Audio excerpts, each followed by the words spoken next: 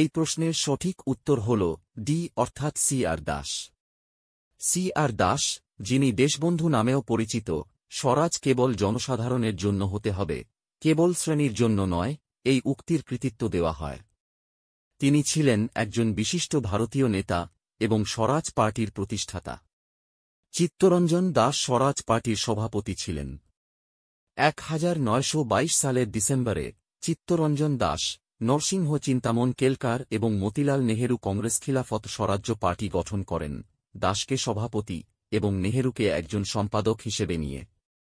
স্বরাজ party বা কংগ্রেস খিলাফত স্বরাজ্য party গঠিত হয় 1 জানুয়ারি 1923 সালে সি আর দাস এবং মতিলাল নেহেরু দ্বারা।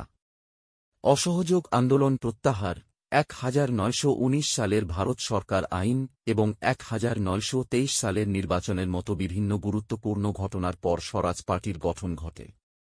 চৌরি চৌরার ঘটনার পর মহাত্মা গান্ধী 1922 সালে অসহযোগ আন্দোলন প্রত্যাহার করে নেন। এতে কংগ্রেস দলের নেতাদের মধ্যে অনেক মতবিরোধ দেখা দেয়। কেউ কেউ অসহযোগ অব্যাহত রাখতে চাইলেও অন্যরা আইনসভা বয়কট বন্ধ করে নির্বাচনে প্রতিদ্বন্দ্বিতা করতে চেয়েছিলেন।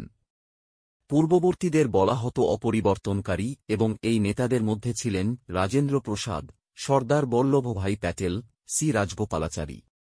1922 সালে কংগ্রেসের গয়া অধিবেশনে সি আর দাস, যিনি অধিবেশনের সভাপতিত্ব করছিলেন, আইনসভায় প্রবেশের জন্য একটি প্রস্তাব উত্থাপন করেন, কিন্তু তা পরাজিত হয়। দাস এবং অন্যান্য নেতারা কংগ্রেস থেকে বিচ্ছিন্ন হয়ে স্বরাজ পার্টি গঠন করেন।